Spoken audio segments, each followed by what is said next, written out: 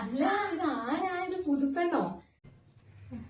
ഇത് കുറച്ച് ഇവിടുത്തെ പാത്രമാട്ടോ. ഇന്നലെ കുറച്ച് സാധനങ്ങളൊക്കെ ചേച്ചി അങ്ങോട്ട് കൊണ്ടുപോയായിരുന്നേ. എന്നെ മനസ്സിലായില്ല അല്ലേ?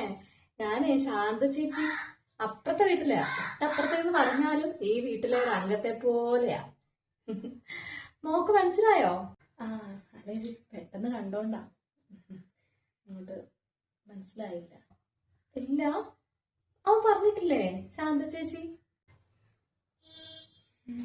ഞാൻ ഓർക്കുന്നില്ല.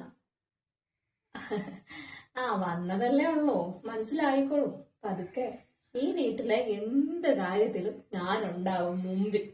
ഇവിടുത്തെ ഒരു അംഗത്തെ പോലെ തന്നെയാ. അയ്യോ, എന്തൊരു ഐശ്വര്യ കൊച്ചിന്റെ മുഖത്ത്. സത്യം പറഞ്ഞോണ്ടല്ലോ മോളെ, ഇതേപോലെ തങ്കപ്പെട്ട സ്വഭാവമുള്ള ഒരു ചെറുക്കൻ ഈ ഗ്രാമത്തിലില്ല. സത്യം, മോളുടെ ഭാഗ്യമാ അവനെ പോലൊരു ചെറുക്കനെ കിട്ടിയത്. പിന്നെ എല്ലാ കാര്യത്തിനും അവൻ ആരെങ്കിലും ഒക്കെ വേണം കേട്ടോ, അതേ ഉള്ളൊരു ഇത്. പക്ഷെ അതൊരു നല്ലതാ. എന്തിനും വിളിക്കും, അമ്മ ഇച്ചിരി വെള്ളം ഇങ്ങെടുത്തേ, അമ്മ ഇച്ചിരി ചോറിങ്ങെടുത്തേ. നല്ല രസമാന്ന്. അമ്മയും ചെറുക്കനും തമ്മി എന്തോ ഒരു സ്നേഹമാണെന്നറിയാമോ. അവൻ അതേ അറിയൂ, സ്നേഹിക്കാനേ. ഇനിയിപ്പോ മോള് വേണം അവന്റെ എല്ലാ കാര്യവും നോക്കാൻ. എന്താ ചേട്ടന്റെ കൈയില്ലേ? ചോറും വെള്ളമൊക്കെ എടുത്തൂടെ? ഉണ്ടാക്കി ഇവിടെ വെക്കുന്നുണ്ടല്ലോ.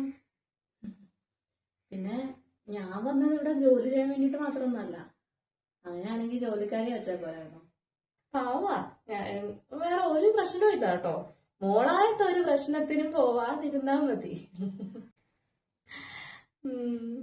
എന്തേ മാലയൊക്കെ സ്വർണ്ണമൊക്കെ വെച്ചോ? ലോക്കറി കൊണ്ടുവച്ചോ?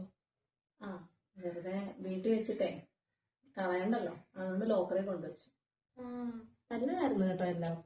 ചേച്ചിക്കൊന്ന് നേരിട്ട് നല്ലോണം കാണണമെന്നുണ്ടായിരുന്നേ. ആ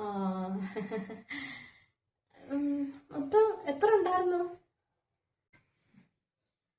അളവൊന്നും എടുത്തില്ല ചേച്ചി, എനിക്ക് ഇഷ്ടപ്പെട്ടതൊക്കെ വാങ്ങിച്ചെന്നേ ഉള്ളൂ.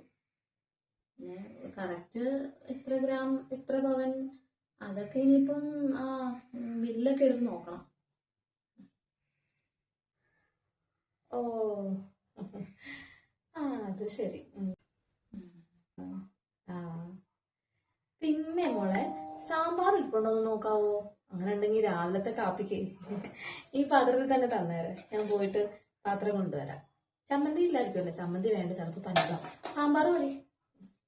ശരി ശരിയാണ്, എടുത്തോണ്ട് വരാം.